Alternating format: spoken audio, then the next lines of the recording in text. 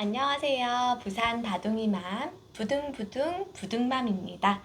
오늘 영상에서는 자녀 교육에서의 관심사가 되고 있는 주제에 대해 이야기 나눠보는 시간 부둥맘 톡투유입니다. 오늘의 주제는 바로 영어 유치원 얼마나 도움이 될까입니다. 오늘의 영상은 단순히 유치원에 대한 이야기만을 다루는 것이 아니라 영어라고 하는 언어의 습득 관점에서 다룰 예정이라서 단순히 영유아를 자녀로 두고 계신 부모님들이 아니시더라도 꼭 한번 시청하시면 좋겠습니다.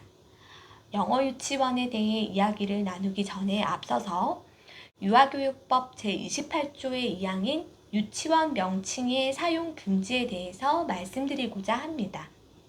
해당 조항에 의거하여 법률적으로는 유치원이 아니면 유치원 또는 이와 유사한 명칭을 사용하지 못하도록 되어 있지만 저희 영상은 보편적이고 일반적인 부모님들을 위해 준비한 영상인 만큼 부모님들 사이에서 쉽게 통용되어 사용 중인 4세에서 7세까지 영어 학습에 특화를 둔 교육기관을 영어 유치원으로 칭하여 이야기 나누도록 하겠습니다.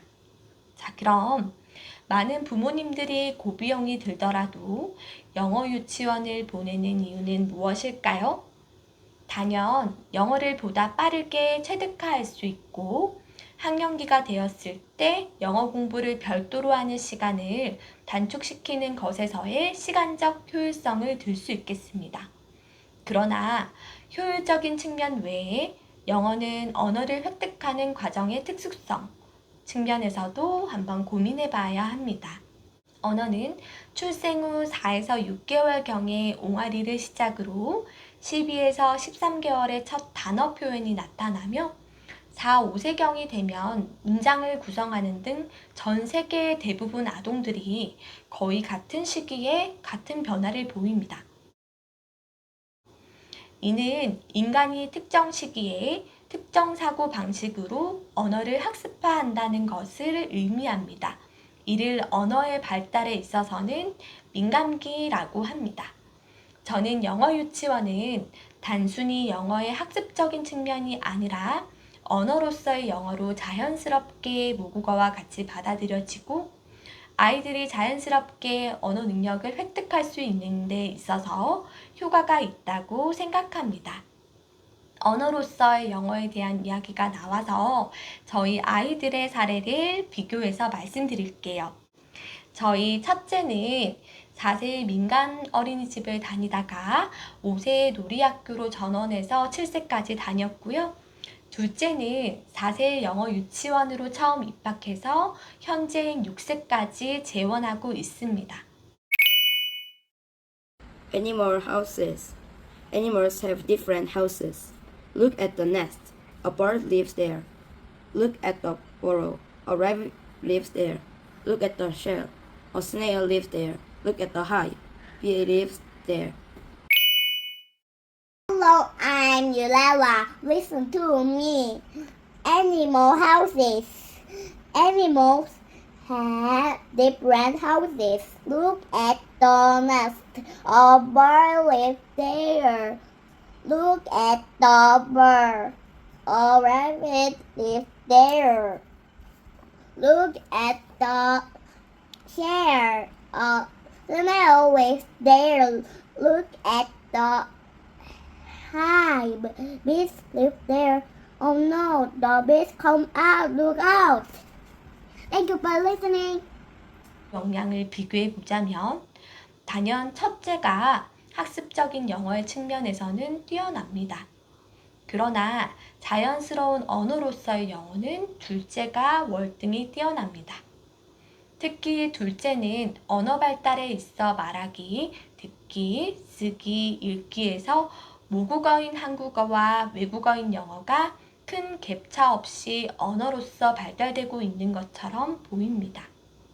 한 가지 사소하지만 단편적인 예로 첫째와 둘째 영어 발음에서의 차이가 크게 나는데요.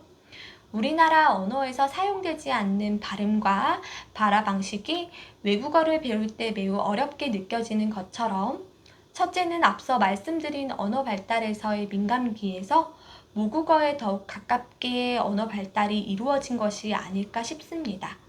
이렇게 되면 결국 성인과 같이 후천적인 노력에 의한 발음 교정이 필요하게 됩니다.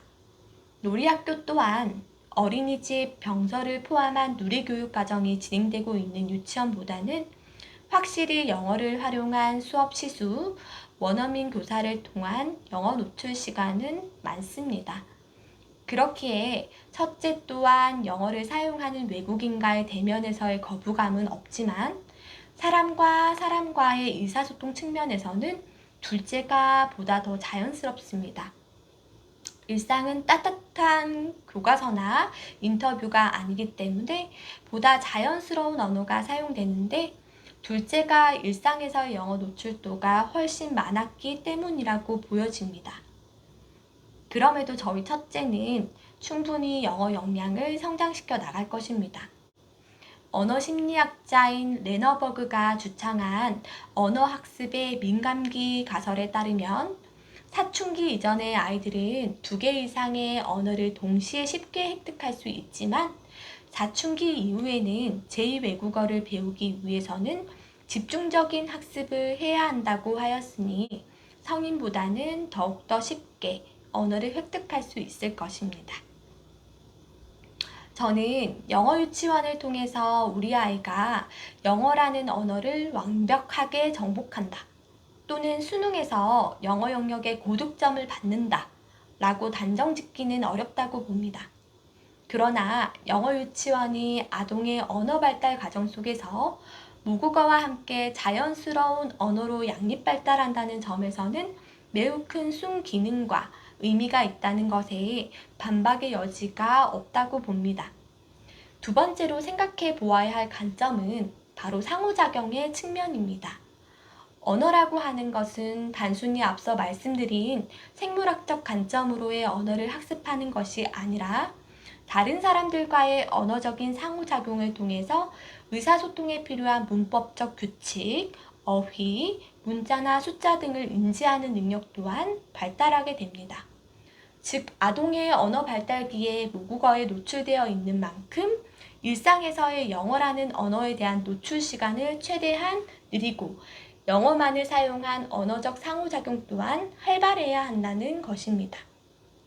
저도 학습으로서의 영어를 숙지한 만큼 부자연스럽고 영어에 대해 익숙하지 못한 것이 사실인데요. 모국어만큼 언어적인 상호작용의 자극을 아이에게 줄 수 있는 부모님이 아니시라면 하루 중 가정에서 보내는 시간만큼 일과를 보내는 교육기관에서 영어를 사용한 언어적 상호작용과 의사소통을 통해 아이가 수정하고 모방하며 더욱 확장된 언어를 획득해 나가는 것이 중요하다고 봅니다. 정말 중요한 것은 단순히 영어 유치원을 졸업하였다고 해서 완벽한 언어로 영어를 사용할 수 있는 것이 아니라는 것입니다. 아이의 성장 발달 단계에 따라 발달하는 사고와 인지 능력 범위에 또 따라서 그에 맞는 아이의 영어 역량도 함께 발달되어야 하기 때문에 부모님들께서는 영어 유치원 이후에도 우리 아이의 영어와 관련된 언어 발달을 지속적으로 연계해서 끌어낼 수 있는, 즉 영어 유치원을 대체할 수 있는 환경 조성과 장치의 마련을 해주셔야 합니다.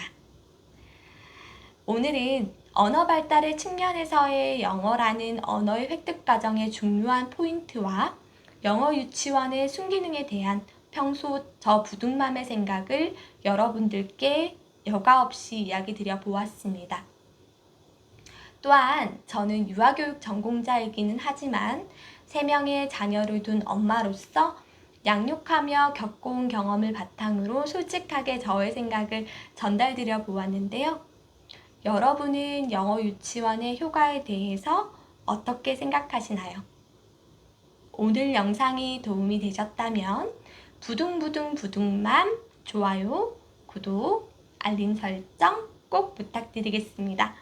보다 더 도움되는 영상으로 만날게요. 안녕!